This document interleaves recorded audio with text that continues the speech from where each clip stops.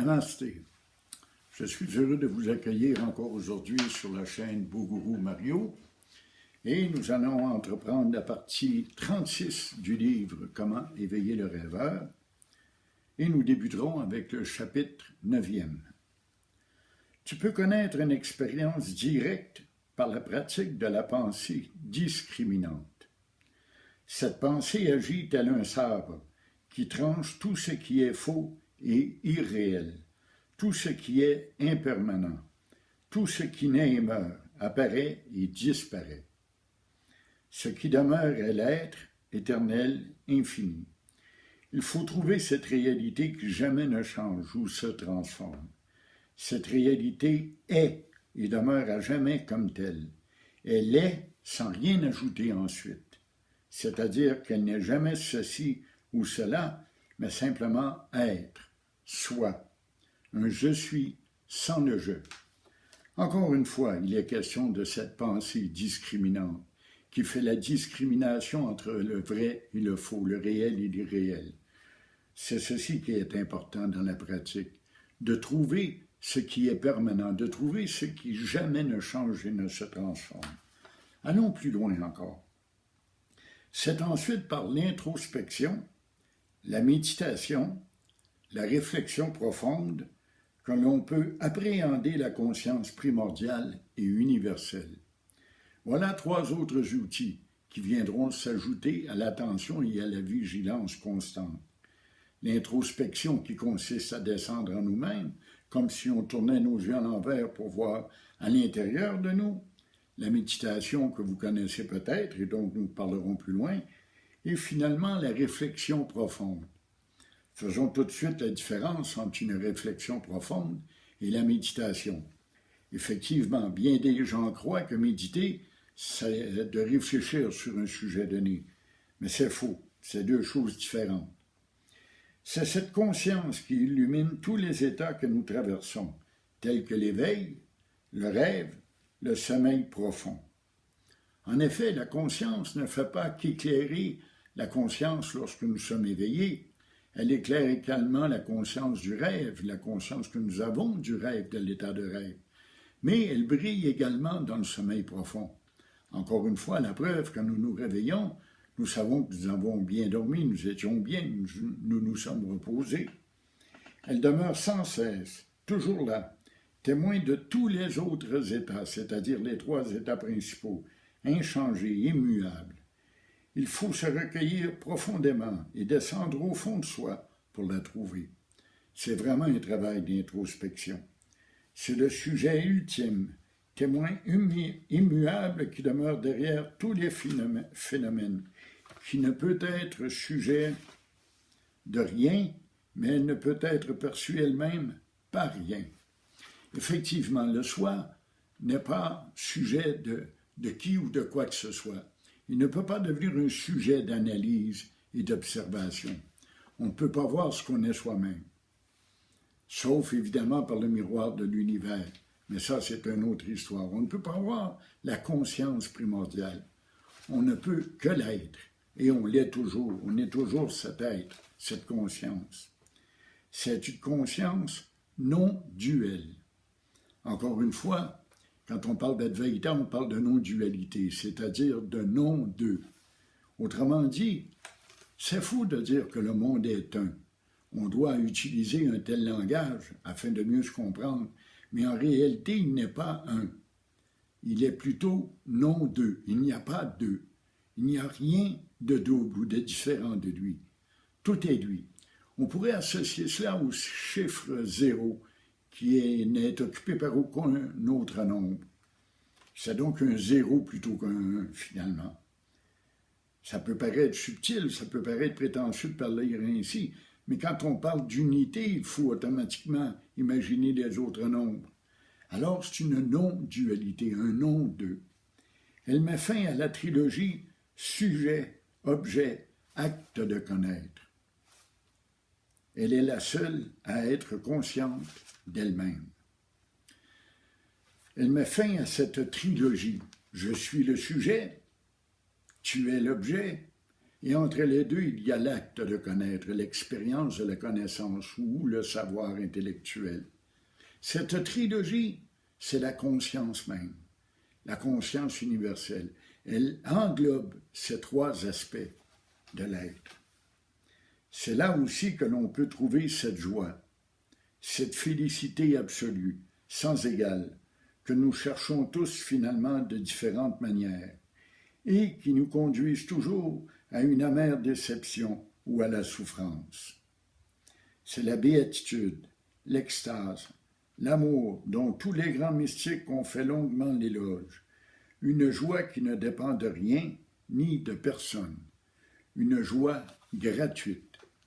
C'est personnellement ce que j'appelle l'ivresse de l'être, l'ivresse, la béatitude, ou encore l'ivresse spirituelle. Évidemment, ce n'est pas un état de conscience modifié, on n'hallucine pas, on n'est pas ivre, on demeure tout à fait sobre. Ce n'est pas une ivresse dans le sens semblable à celui qui consomme de l'alcool ou de la drogue.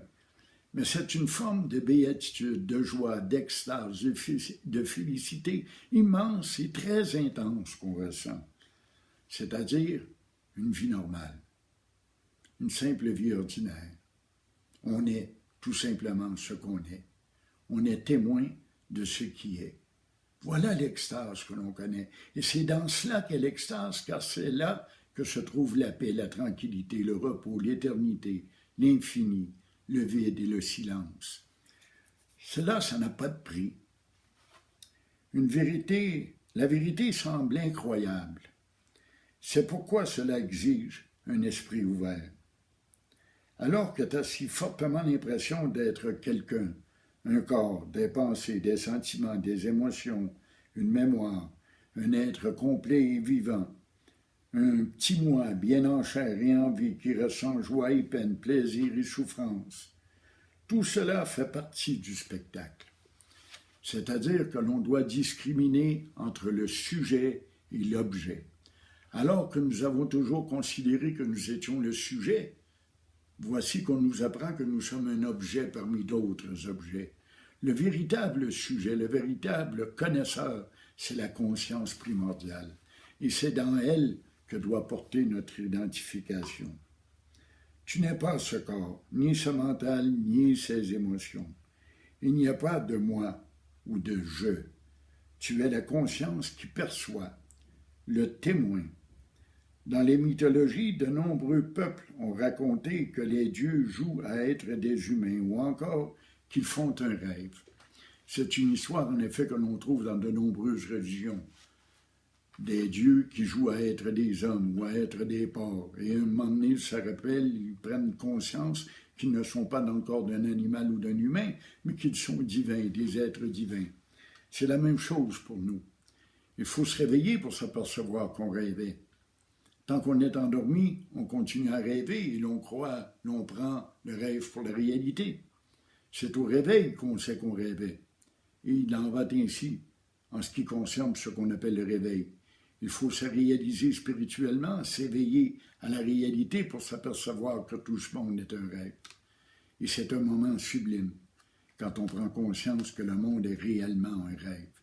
Déjà là, on a fait un pas parmi les plus immenses qui soient. Et on ne se prend plus au sérieux, on ne prend plus la vie au sérieux. Quand ils s'éveillent, ils s'aperçoivent qu'ils n'ont jamais été des humains et que pendant tout ce temps, ils étaient demeurés des dieux. Et c'est pareil pour nous. Quand on s'éveille, on prend compte qu'on n'a jamais été un être humain, qu'on n'a jamais été un corps mental et des émotions. On a toujours été la conscience, le témoin qui observe tout cela. Telle est ta propre situation. En naissant, le rêve a débuté aussi. Il prend fin à ta mort. Il s'interrompt dans le sommeil profond pour reprendre à ton réveil. Mais ce n'est qu'un rêve. Mais ne te prends pas pour un Dieu pour autant. Il ne faut pas que l'ego commence à jouer à Dieu. Ton ego se gonflerait davantage et les résultats seraient catastrophiques. S'il fallait que tout le monde commence à dire « je suis Dieu », non, c'est pas ça l'idée. Je suis Dieu en tant que conscience universelle, je ne suis pas Dieu en tant qu'ego. On ne se débarrasse pas de l'ego de cette manière cavalière. D'ailleurs, il ne se laisserait pas faire si facilement. C'est un fait. On a l'impression que lorsqu'on progresse spirituellement, il y a des forces qui résistent autour de nous et il y a de fortes tentations, des obsessions qui viennent nous hanter. Ça, c'est l'ego qui se révolte, qui se débat, qui ne veut pas mourir. Bien qu'il n'existe pas, il est comme un fantôme, il est imaginaire, il est une illusion, un mensonge purement et simplement, mais un mensonge qui veut durer, un mensonge qui a la capacité de nous hanter et de nous forcer à le croire. L'ego ne veut pas mourir. L'ego ne peut pas non plus se suicider lui-même. Voilà ce en quoi consiste l'éveil. C'est de retrouver cette vraie nature qui est toute conscience. C'est de revenir chez toi, de réaliser le soi, de changer notre niveau d'identification. Plutôt que de s'identifier au corps, tu reviens à la conscience primordiale.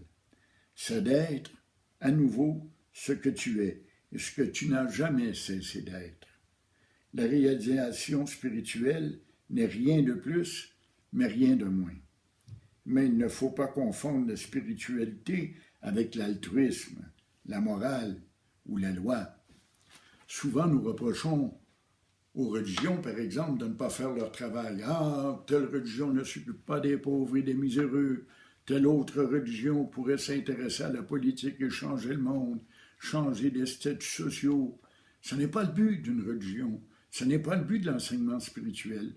Le but n'est pas de changer le monde, mais de retrouver notre vraie nature, de retrouver qui nous sommes, c'est-à-dire le soi. Le monde changera de lui-même. Le monde appartient à Dieu, ce n'est pas de nos affaires. Ça ne nous regarde pas. C'est ça qui est dur à accepter. Vivre dans un rêve. Tout simplement, ce monde-là est un rêve. Peu importe qu'il soit beau ou qu'il soit cauchemardesque, il n'est qu'un rêve. Et il est temporaire. Nous sommes ici pour un temps donné et bientôt nous serons ailleurs. En tant que corps, en tant que mental.